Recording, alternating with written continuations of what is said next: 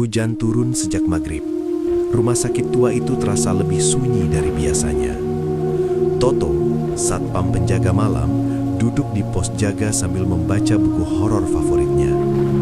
Paling cerita beginian dibesar-besarkan aja. Ia tertawa kecil.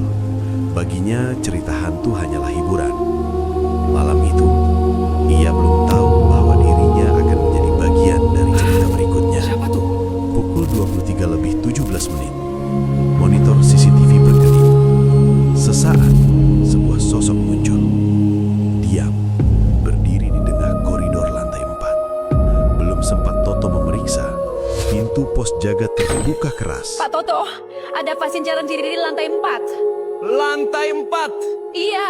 Toto terdiam, karena lantai 4 sudah lama ditutup. Mustahil. Sudah belasan tahun, sejak sebuah kejadian yang tidak pernah dibahas secara resmi. Meski takut, rasa penasaran mengalahkan segalanya. Lihat aja. Toto mengambil senter besarnya. Topi satpamnya miring. Buku horor masih ia selipkan di bawah lengan. Lalu ia berjalan menuju lift tua. Lift bergerak naik. Lantai 2, lantai 3. Lalu berhenti sendiri. Pintu terbuka perlahan. Astagfirullah. Bau obat dan darah tua menyambut dari kegelapan. Koridor itu kosong, sunyi.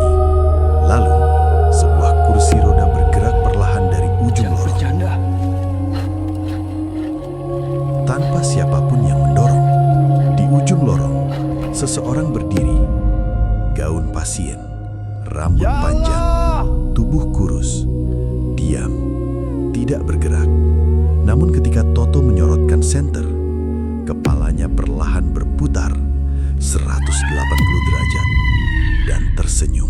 Ini jalan tadi bukan Teriakan Toto begini. menggema di seluruh lorong. Kakinya berlari tanpa tujuan. Nafasnya memburu. Jantungnya seperti Ini jalan hendak tadi bukan pecah. begini. Lalu ia sadar sesuatu. Lorong yang ia lewati bukan lorong yang sama saat pertama datang. Di ujung Bangsa lorong mawar, ada sebuah apalagi ini? pintu besi tua. Catnya mengelupas. Tulisan di atasnya hampir hilang, namun masih bisa dibaca. Bangsal Mawar. Nama bangsal itu tidak pernah ada dalam arsip rumah sakit. Ruangan itu sangat besar, terlalu besar. Puluhan ranjang tua berjajar dalam gelap. Semua kosong. Namun selimut di setiap ranjang terlihat bergerak perlahan. Seolah ada seseorang yang sedang bernafas di bawahnya. Dari sudut bangsal Mawar, terdengar suara perempuan. Pak Toto, tolong saya. Lembut, pelan, memanggil namanya. Padahal tidak ada seorang pun yang mengetahui keberadaannya di sana. Dengan tangan gemetar, Toto membuka tirai. Tidak ada siapa-siapa. Hanya sebuah ranjang tua dan sebuah buku catatan pasien. Terbuka, seolah baru saja dibaca. Di halaman terakhir tertulis sebuah nama. Sulastri. Pasien tahun 1989. Kalimat terakhir membuat darah Toto terasa dingin. Aku masih di sini.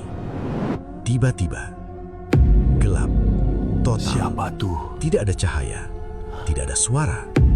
Hanya nafas Toto dan sesuatu yang ikut bernafas di belakangnya. Jangan menoleh. Perlahan, Siapa Toto kamu? menoleh. Senter menyala kembali. Dan apa yang dilihatnya membuat tubuhnya lemas. Semua ranjang yang tadi kosong kini terisi. Puluhan pasien duduk tegak di atas ranjang. Mata mereka terbuka lebar, menatap lurus ke arah Toto. Lalu secara bersamaan, mereka membuka mulut. Pak Toto, akhirnya datang juga. Suara yang keluar bukan suara manusia, seperti puluhan bisikan Sulastri bercampur belum menjadi pulang. satu. Sulastri masih menunggu. Si siapa kalian sebenarnya? Kami yang Nama itu sama dilupakan. seperti di buku catatan tua. Nama yang sudah lama hilang dari arsip rumah sakit. Tiba-tiba seluruh pasien menunjuk ke arah dinding belakang. Sebuah lemari tua bergeser sendiri, membuka selama jalan ini menuju ditutupi. ruangan rahasia. Di dalamnya, Toto menemukan arsip yang sudah Dokumen dan ya dokumen Allah. berserakan. Semua menceritakan kejadian yang sama.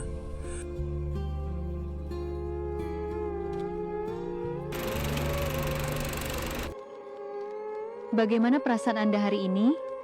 Tahun 1989, terjadi kebakaran misterius di Bangsal Mawar. Api mengunci banyak pasien di dalam. Kami terjebak, tolong keluarkan aku dari sini. Api pintunya terkunci. Ibu tolong aku. Dan kejadian itu tidak pernah diumumkan kepada publik. Di balik tumpukan arsip, seorang perempuan berdiri. Gaun pasien, rambut panjang, wajah pucat. Kami tidak pernah dicari. Kami hanya ingin diingat. Saya janji. Saya akan ceritakan Ia semuanya. bukan menunggu balas dendam. Ia menunggu seseorang mengetahui kebenaran, agar nama para korban tidak hilang begitu saja. Pagi datang.